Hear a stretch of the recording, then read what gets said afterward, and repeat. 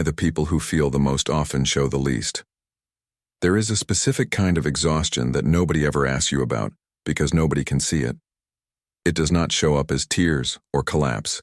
It shows up as competence, as steadiness, as the friend who always seems to have it together, the partner who absorbs every mood in the room before a single word is spoken, the one person everyone unconsciously turns to when they need to feel less alone, never realizing that this person is often the loneliest one in the room. If you are the kind of person who feels everything intensely, but reveals almost none of it, you already know the strange math of this existence. You read a room in seconds. You sense a shift in someone's voice before they've finished their sentence. You absorb tension that was never directed at you and carry it home like it belongs to you. Yet when someone asks how you are, the answer that leaves your mouth is almost always some version of fine.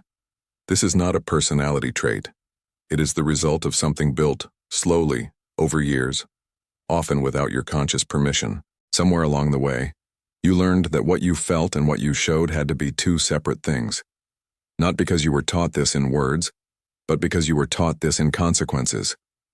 Every time your full emotional reality met the world and the world responded with discomfort or simply silence, a quiet rule was written underneath your awareness.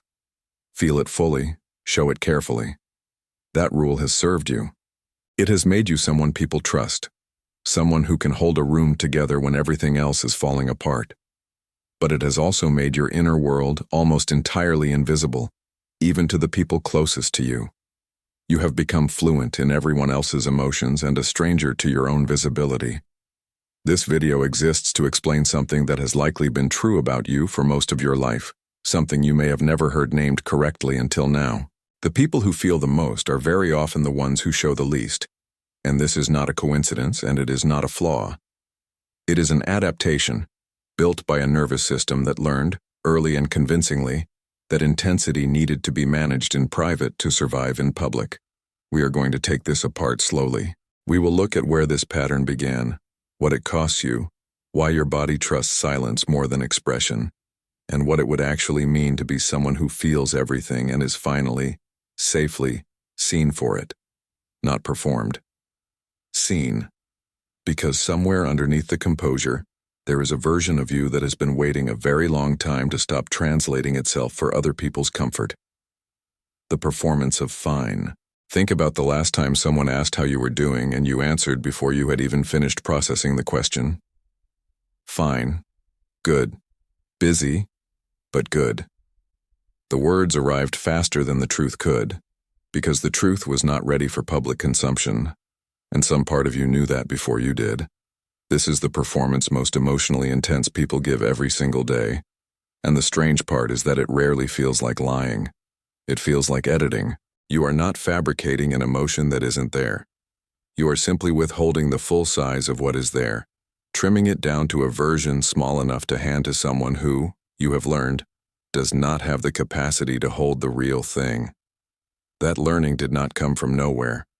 Somewhere in your history you offered the unedited version of yourself, and it did not go the way you needed it to. Maybe it was met with a joke that deflated the moment. Maybe it was met with discomfort, a subject change, a person who clearly wanted you to wrap it up quickly. Maybe it was met with nothing at all, a silence so total that it taught you more than any rejection could have. You learned, in that moment, or in the accumulation of many moments like it, that your emotional reality was too much for the space it was being offered into. And once you learn that, you do not stop feeling things intensely. You simply stop showing them at the size they actually are. This is the hidden cost of becoming fluent in performance. The people who feel the most often become the most convincing at appearing fine, because they have had the most practice. Every time the real feeling went unmet, the performance got a little smoother, a little faster, until eventually it stopped feeling like a performance at all and started feeling like identity. You may have noticed, if you are honest with yourself, that you do not even consciously decide to say fine anymore. It happens before thought. It happens the way you blink before a thrown object reaches your face, a reflex that fires faster than decision. You are not choosing to hide. You are responding to a danger your nervous system cataloged long ago, a danger that may not even exist anymore, but your body has not gotten the update. And here is the part that almost no one tells you. The performance of fine is not about deception. It is about protection. You learn to give people a version of you that they could handle because somewhere inside you, there is a belief, deeply rooted and rarely examined, that the full version might be too heavy for anyone to hold without dropping it or you. But if the performance began as protection, that means it was never permanent. It means it was built, which also means it can be rebuilt differently. The question that matters now is not why you perform fine. It is what you were actually protecting yourself from in the first place, and whether that danger is still as real today as it felt the day you first learned to hide from it. The day you learned that showing cost more than hiding. There is almost always a moment, even if it has blurred into the general texture of childhood, when you learned the actual exchange rate of your emotions. Not in theory, but in practice. You showed something real, something unguarded, and what came back taught you more about the cost of honesty than any lesson ever could. Maybe it was a parent who needed you to be easy, because their own emotional capacity was already stretched thin, and your big feelings became one more thing they could not afford. Maybe it was a sibling whose needs were louder, so yours quietly learned to take up less room by comparison. Maybe it was simply a household where emotion was treated as inconvenient, something to be managed rather than witnessed. Children do not reason about these moments the way adults do. They do not think, my needs are being deprioritized due to circumstances beyond my control. They feel something far more immediate. They feel, what I have is too much, or what I have does not matter enough to be received. And from that feeling, a strategy is born almost instantly, because children are extraordinary at adapting to whatever keeps the people around them stable. The strategy was simple, even if no one ever said it aloud. Feel it where no one can see it. Be the easy one. Be the one who does not add to the load. And in exchange, you got something real. Approval, peace, a sense of being needed rather than being a burden. The trade felt worth it, because it was the only trade available. But something almost never gets named here. That trade was made by a much younger version of you, operating with much less power, much less safety, and far fewer options than you actually have now. The strategy that protected a child inside an unpredictable or emotionally limited environment is still running, unedited, inside an adult who may now be surrounded by people who could actually handle the truth, if only it were offered. This catches people off guard the most. The danger was real once. It is not necessarily real now. But your nervous system does not naturally update its threat assessments just because your circumstances changed. It keeps running the old protocol unless something deliberately interrupts it, because as far as your body is concerned, the protocol worked. You survived. Why would it abandon a strategy with a perfect track record? This is also why simply being told you are safe now rarely changes anything. Safety has to be proven to the nervous system through repeated experience, not announced through reassurance.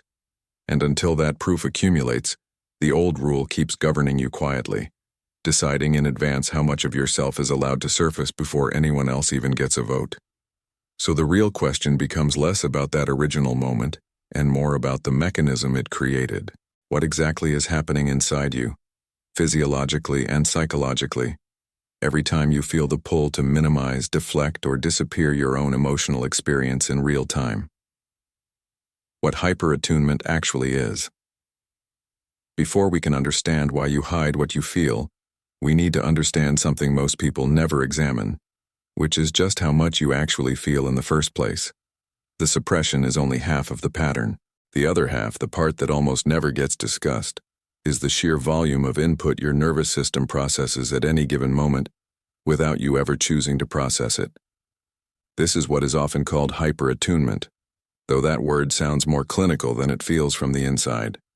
From the inside, it feels like walking into a room and immediately knowing something is off before anyone speaks. It feels like hearing the smallest shift in someone's tone and instantly recalibrating your approach. It feels like sensing disappointment or tension in another person almost before they are aware of it themselves. This is not intuition in some mystical sense. It is a learned skill, built the same way any survival skill is built, through constant practice under conditions where missing the signal had consequences. If you grew up in an environment where moods could shift quickly, Your nervous system adapted by becoming exceptionally good at reading the room. You did not set out to master emotional perception. Your safety simply depended on catching the warning signs early. The problem is that this skill, once built, does not turn off. It runs constantly, scanning every environment, every conversation, every relationship, picking up data most people never even register. You absorb the emotional temperature of a room the way other people absorb the literal temperature, automatically. And because you absorb so much, you carry so much, even when none of it technically belongs to you. This is the part that explains much of your exhaustion. People assume emotionally intense people are tired because they feel their own emotions strongly. That is true, but incomplete. You are also tired because you are constantly processing everyone else's emotional weather, often without realizing it, and almost never getting credit for the labor involved. Here is the cruel irony embedded in this skill. The very attunement that makes you perceptive about others is the same mechanism that makes you guarded about yourself. If you can sense a shift in someone's mood from a single word, you assume, often correctly, that they can sense something in you too, if you let it show. So the sensitivity that lets you read everyone else becomes the reason you police your own expression. You suspect accurately that the people around you are capable of seeing more than they let on, and that terrifies a part of you that has never trusted being truly seen. This attunement was never just a personality quirk. It was a survival adaptation built around other people's emotional unpredictability, and once you understand that, a much harder question follows close behind it. If your sensitivity to others was built to keep you safe, why does the world keep mistaking your silence about yourself for strength? The mistranslation of strength. There is a specific compliment that people like you receive constantly, and it usually sounds something like this. You are so strong. You handle everything so well. I don't know how you stay so calm. It is meant as praise. It usually lands as something closer to grief, even if you have never let yourself name it that clearly. Because what is actually being praised is not strength. It is suppression that has become so refined it now passes for composure. The people around you are witnessing the success of a system you built so that your struggle would never be visible enough to require their response. And the more successful that system becomes, the more praise it receives, which only reinforces the very pattern that is quietly costing you. This is the mistranslation at the center of your emotional life. The world looks at your steadiness and reads it as an absence of need. It does not occur to most people that steadiness can be a symptom rather than a trait. So instead of being asked how you are really doing, you are handed responsibility. Instead of being checked on, you become the one who checks on everyone else, the unofficial support system for an entire circle of people who have no idea how much of their own emotional weather you are quietly managing for them. And what makes this so difficult to interrupt is simple. You cannot announce that the praise is wrong, because announcing it would require breaking the very performance the praise depends on. The compliment continues, the role hardens, and the gap between who you appear to be and who you actually are keeps widening, year after year. There is a particular kind of loneliness that comes from being misread as strong. It is the loneliness of being needed without being known. People rely on you precisely because you do not seem to need anything back, which means the very quality that makes you valuable to them keeps you furthest from being understood by them. You become indispensable and invisible in the same breath. Eventually, something inside you starts to wonder whether the compliment was ever really about you at all, or whether you simply became extraordinarily good at being whatever the people around you needed you to be. So good that even you started to mistake the performance for your actual personality. But underneath every performance there is a body, and the body does not perform. It registers everything the mind has learned to disguise, which means the real story of what suppression costs you is not happening in your thoughts. It is happening somewhere your nervous system has been keeping score the entire time. Why your nervous system trusts silence more than speech. Your body does not experience the decision to hide an emotion as a neutral choice. It experiences it as a survival action, the same category of response as flinching from a sudden movement or going still when you sense danger nearby. This is the part almost no one explains clearly, and it changes everything about how you should think of your own silence. When you were young and your emotional expression met an environment that could not safely hold it, Your nervous system did not file that away as a single bad memory. It built a rule. Full expression is risky. Partial expression is safer. No expression is safest of all. And once that rule is encoded at the level of the nervous system rather than conscious belief, it stops requiring your permission to activate. It runs automatically. The way your hand pulls back from heat before your mind even registers pain. It is why willpower alone has never been enough to change this pattern. You cannot simply decide to be more open, because the suppression is not happening at the level of decision. It is happening at the level of protection, deep beneath conscious thought, in a part of your nervous system whose entire job is to keep you safe by minimizing risk, regardless of whether that risk is still real. Consider what happens in your body in the moment someone asks how you are and something real rises in you. There is a flicker, almost too fast to notice, a kind of internal calculation. Is this safe? Will this be received well? Before you have consciously weighed any of it, the answer arrives, usually as a small swallow, a shift in posture, a tightening in the chest, and the words that come out are smaller than the feeling that produced them. This is not weakness. It is an extraordinarily efficient survival system doing exactly what it was built to do. The problem is that the system was calibrated using old data, collected when you were smaller, more dependent, and genuinely more vulnerable to the consequences of being too much for the people around you. The system has not been recalibrated since, because nervous systems do not update automatically just because circumstances changed. They update through repeated, embodied experiences of actual safety, not through information.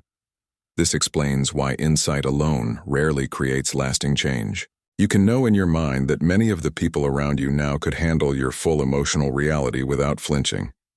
But your nervous system does not trust knowing. It trusts proof, gathered slowly, through small moments of expression, met with safety rather than rejection. Until that proof accumulates, your body will continue choosing silence, not because silence is what you want, but because silence is what has kept you intact. But there is a cost to this protection that almost never gets counted, because it does not show up as a single dramatic event. It shows up as something you have been quietly carrying for everyone around you for years, without anyone noticing the weight, the invisible labor of holding everyone else. There is a kind of work that never appears on any list of responsibilities, never gets acknowledged, and never shows up as a line item in how people describe what you do for them. It is the work of being the emotional infrastructure for everyone around you, quietly absorbing and managing feelings that were never officially handed to you, but that you picked up anyway because you noticed them before anyone else did. This is what it actually means to be the person everyone leans on. It is not a single dramatic act of support. It is 1,000 small invisible adjustments made every day, softening your tone because you sense someone is fragile today, holding back a need of your own because the room only has capacity for one person's emotional reality, and you have already decided it should not be yours. Staying an extra 10 minutes on a call because you can hear something underneath what the other person is saying, and you cannot bring yourself to leave that unattended. None of this labor is visible from the outside, which means none of it gets counted. The people you support experience you as naturally calming, naturally easy to be around. What they do not see is the constant internal monitoring required to produce that effect. The mental bandwidth spent scanning and adjusting in real time, hour after hour. Over time, this creates a profound and rarely discussed kind of fatigue. One that does not look like burnout because you are still functioning, still showing up. It looks more like a hollowing, a gradual sense that you have given so much attention to managing everyone else's emotional state that you have lost track of what your own actually feels like when no one needs anything from you. There is also a quieter cost beneath the fatigue, which is resentment you do not allow yourself to feel, because resentment does not fit the role you have built. So even when some part of you notices the imbalance, that you give vastly more emotional attention than you receive, that noticing gets suppressed almost as quickly as it arrives, filed away under things I am not allowed to feel. This is the trap at the center of invisible labor. The better you become at carrying others, the more invisible your own needs become, not because people are cruel, but because you have trained them, without meaning to to never look for needs in you. You built a role so convincing that even you sometimes forget there is a person underneath it who also needs to be carried occasionally. And this raises a question that most people in this position spend years avoiding. If the very perceptiveness that makes you so good at holding others is the same perceptiveness that could let someone hold you, why does the exchange so rarely happen in both directions? When empathy becomes a cage. Empathy is usually described as a gift, and in many ways, it is. The ability to sense what another person is feeling without them having to explain it creates a kind of closeness most people spend their whole lives searching for. But there is a version of empathy that stops functioning as a gift and starts functioning as a trap. And if you are someone who feels everything intensely, you are likely living inside that version without fully realizing it. This happens when your empathy becomes so automatic, so total, that you lose the ability to distinguish between someone else's emotional state and your own. You do not simply notice that a friend is anxious. You begin to feel their anxiety as though it were happening inside your own body.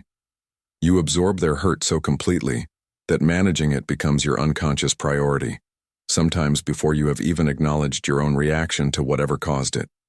This is not closeness. It is a kind of merging, where the boundary between your emotional experience and someone else's becomes so thin that you can no longer tell where their feeling ends and yours begins. And once that boundary disappears, other people's emotional comfort starts to feel like your responsibility, not because they demanded it, but because your nervous system has stopped registering it as optional. This explains a pattern many emotionally intense people recognize the moment it is named. You find yourself managing other people's reactions before you have processed your own. Someone tells you difficult news, and your first move is calculating how to keep them comfortable, keeping everyone, including yourself, emotionally safe. Your own reaction gets postponed indefinitely, so consistently that you stop noticing it ever existed. Over years, this creates a strange kind of self-erasure. You become so practiced at prioritizing the emotional experience of others that you lose access to a basic skill, which is knowing what you actually feel in the moment you feel it, independent of what anyone else needs you to feel. Your emotional attention has been pointed outward for so long that turning it inward feels almost foreign. The cruelest part of this cage is that it looks, from the outside, like generosity. People praise you for how attuned you are, how easy to talk to. They have no idea that what they are witnessing is not abundance but depletion. Not a person who has plenty of emotional capacity to spare, but a person who has forgotten how to keep any of it for themselves. And underneath that forgetting, there is something even harder to face, something most people in this pattern have buried so deep they no longer recognize it as grief at all. The grief of never being asked. There is a particular kind of sadness that does not announce itself loudly. It does not arrive as a single devastating event you can point to. It accumulates quietly, in the space between every conversation where someone talked to you about their problems and never once turned the question back around. It builds in the gap between how much you know about the people in your life and how little they actually know about you, not because you are unwilling to be known, but because almost no one ever asks in a way that makes it feel safe to answer honestly. This is the grief of never being asked, and it is one of the most under-recognized forms of loneliness that exists. You can be surrounded by people, included in plans, present in every important moment of everyone else's life, and still carry a persistent, unspoken ache that comes from realizing how rarely anyone wonders what is actually happening inside you. Not the surface version you offer freely. The real version, the one underneath the performance of fine. Part of what makes this grief so difficult to name is that it feels almost embarrassing to admit. You are the one who is supposed to have it together, supposed to be the source of support rather than the one who needs it. So when the ache rises, when you notice how long it has been since someone asked how you were really doing and waited for the real answer, a part of you immediately minimizes it. You tell yourself you are being needy or ungrateful for the connections you do have. But the ache is not dramatic. It is an accurate signal pointing to something true. You have spent years becoming so skilled at appearing fine that you have trained the people around you to stop looking past the surface, and now you are grieving the predictable result of a system you built yourself, a system that worked exactly as designed. This grief is also complicated by guilt, because somewhere inside you, you know part of the reason no one asks is that you have made it so easy not to. You answer fine before anyone has to work for a deeper answer. The people around you are not failing to notice you. They are simply following the path of least resistance that you yourself paved, every time honesty felt too risky. This is not a reason for self-blame. It is a reason for compassion, because the system you built was never designed to keep people out permanently. It was designed to keep you safe during a period when safety genuinely depended on it. The tragedy is that it has continued running long after the original danger passed, quietly convincing you that being unseen is simply who you are, rather than something that happened to you and can still be unlearned. The next question is the one most people in this pattern have never let themselves fully ask, because the answer feels too exposing to sit with for long. When did you first decide your own feelings were not allowed to take up space? And is that decision still yours to keep making? Why you stopped believing your feelings were allowed? Somewhere in your history, a quiet conclusion formed that you likely never stated out loud, but that has shaped nearly every emotional decision you have made since. The conclusion was this: my feelings are too much, too inconvenient, or too unwelcome to be shown at their actual size. This belief rarely arrives through a single dramatic statement. It is built through accumulation, through 1,000 small moments where your emotional expression was met with something other than full acceptance. A parent who sighed when you cried, a friend who rolled their eyes at your sensitivity, a partner who needed you to calm down before they could engage with what was actually upsetting you. None of these moments alone would be enough to create a belief this deep. But together, repeated across years, they wrote a rule into your nervous system that has outlasted every person who originally helped author it. The rule sounds something like this, even if you have never said it aloud. If I show this much, I will lose connection, approval, or the sense of being easy to love. Once a belief like that takes hold, it does not require ongoing proof to sustain itself. It only requires you to keep avoiding the experiment that might disprove it, choosing the smaller, safer version of your feelings, never giving anyone the chance to show you the danger you fear is no longer real. This is the quiet tragedy at the center of emotional suppression. The belief that protects you also prevents the very evidence that could eventually replace it. As long as you never show the full size of what you feel, you never get to find out whether the people around you could have handled it. The belief stays intact not because it keeps proving itself true, but because you never give it the opportunity to be proven false. Here is what almost no one tells you about beliefs formed this early and reinforced this consistently. They do not feel like beliefs. They feel like facts. They feel like simply who you are, rather than something that happened to you and then calcified into identity. This is why so many emotionally intense people describe themselves as naturally private, naturally reserved, without ever questioning whether nature had anything to do with it at all. But beliefs that were assembled this slowly can be taken apart the same way, through new evidence, through small moments of expression that are received with steadiness instead of the rejection your nervous system expects. This does not happen through a single act of courage. It happens through a practice most emotionally intense people have never been taught, which is staying present with someone else's reaction to your honesty, instead of immediately managing it away. That practice begins with something most people in your position have spent years avoiding, which is the difference between staying in control of a feeling and disappearing from it entirely. The difference between control and disappearance. Most emotionally intense people believe they are practicing control when they suppress their feelings. They tell themselves they are simply managing their emotions responsibly, but there is a critical difference between regulating a feeling and erasing it. And almost no one ever teaches you how to tell the two apart.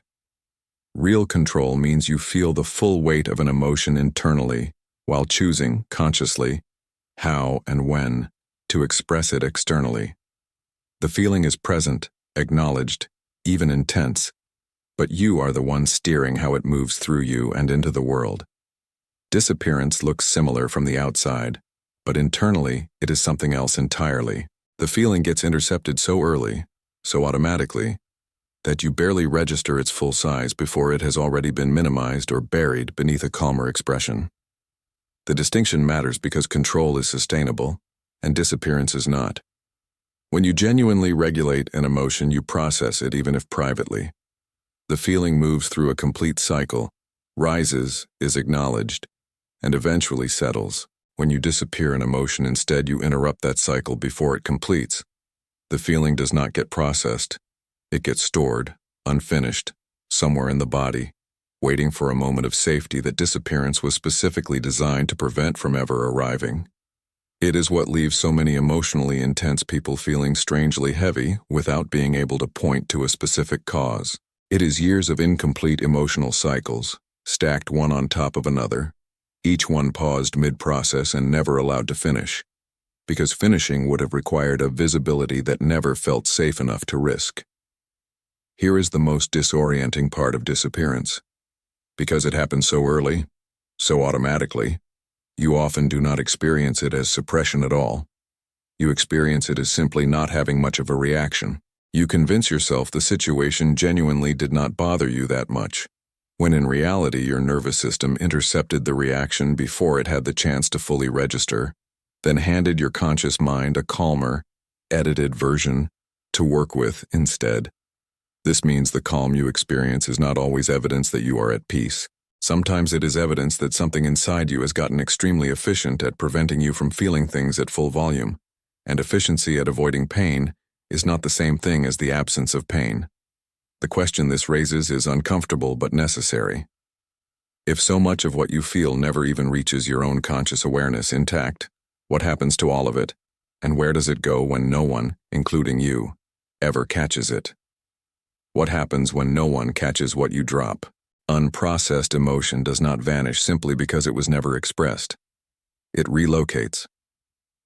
It moves from the conscious mind, where it could have been examined and released, into the body, where it settles as tension, fatigue, or a low background hum of unease that never fully resolves no matter how good your life looks on paper.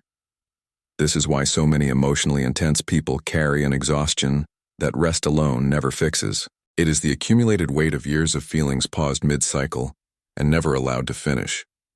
There is also a psychological cost alongside the physical one.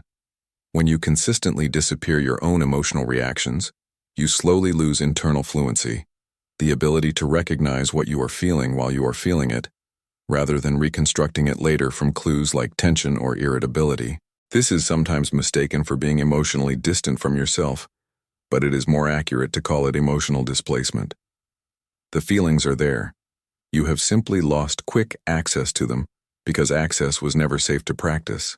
Over time, this creates a particular kind of crisis that often surfaces quietly, where you find yourself unable to answer a question that should be simple. What do you actually want? What do you actually feel? Independent of what everyone else needs from you. The question lands with a strange blankness, not because you lack an inner life, but because you have spent so long managing everyone else's that your own has become unfamiliar territory. This is the real cost of being the person who feels the most and shows the least. You risk becoming a stranger to yourself, fluent in everyone's emotional language except your own, skilled at catching everyone else's feelings before they hit the ground while your own have been falling, unnoticed for years. But here is what makes this different from a permanent diagnosis. Every pattern built through repetition can be interrupted through different repetition. The same nervous system that learned silence was safest can learn, through evidence rather than insight alone, that expression can be survived, even welcomed. This learning does not require dramatic confession. It requires something quieter, a practice most people in your position have never been taught, which raises the actual question that matters now. What would it take, in a single real moment, to let someone see the weight, instead of quietly carrying it alone the way you always have? Learning to let someone see the weight. The shift you are looking for does not begin with a grand confession or a complete unveiling of everything you have hidden for years. It begins much smaller, and almost always feels anticlimactic the first time, because real change rarely arrives with the drama your imagination has attached to it. It begins with a single moment where, instead of answering fine, you pause for half a second longer than usual and tell the truth at a slightly larger size than you normally would. Not the entire truth, just slightly more of it than feels comfortable. I'm actually having a harder week than I've been letting on. I don't think I'm okay right now, and I don't need you to fix it. I just don't want to pretend. What matters most is not the content of what you say. It is what happens immediately afterward, because this is the exact point where your nervous system gathers new evidence. If the person receiving your honesty responds with even basic steadiness, a nod, a moment of real attention, something begins to shift that no amount of insight could have shifted on its own. Your body registers for the first time in a long time that expression did not lead to the danger it had been protecting you from. This is slow work, and it should be. You are not trying to undo years of learned protection in a single conversation. You are trying to collect small, repeated proofs that contradict the old rule with people who have actually earned the chance to receive more of you. Part of this practice is learning to choose carefully who you offer the larger truth to, rather than either hiding from everyone or, in overcorrection, exposing everything to people who have not shown they can hold it. Over time, as these moments accumulate, something begins to loosen that has been tight for most of your life. You start to notice the gap closing between what you feel and what you show, not because you have become a different person, but because the evidence has finally started outweighing the old fear. You may also notice something unexpected in the people around you. The friend you finally told the truth to does not pull away. If anything, the relationship deepens because real connection has never actually been built on the version of you that always says fine. It has only ever been waiting for the version that performance was covering. This does not mean every attempt will land perfectly. Some people will respond clumsily, some will not yet have the capacity to meet you the way you hoped. That is useful information too. Data about who currently has room for the real you and who may not belong in that part of your life at all. And as that gap closes, even slightly, something else becomes possible. Something that the version of you who learned to disappear could never have imagined was even available. The quiet return to yourself. What becomes possible is not a different personality, not a sudden ease with vulnerability you have never felt before. What becomes possible is something quieter and, in its own way, far more profound. It is the slow return of a relationship with yourself that all that careful editing interrupted years ago. You begin to notice your own feelings closer to the moment they arrive, rather than reconstructing them later from clues. You begin to trust that the people worth keeping in your life can hold more of you than the old rule ever predicted. You begin to recognize, with a kind of disbelief at first, that the steadiness people always praised in you can coexist with honesty, that you do not have to choose between being someone others can rely on and being someone who is also allowed to need things. This does not erase the years you spent feeling everything and showing almost nothing. It does not undo the loneliness of being relied upon by people who never quite saw you, or the grief of rarely being asked. But it does mean that grief was never the end of the story. It was simply the place where the old pattern finally became visible enough to be questioned. You were never broken for feeling this much. You were adapting, brilliantly, to circumstances that asked you to be smaller than you actually were.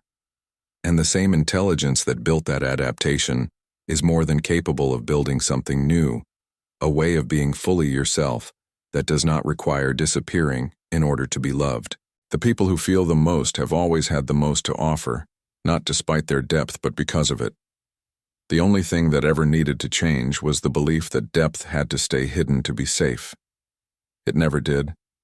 It was simply waiting, patiently, for the moment you finally believed it was allowed to be seen.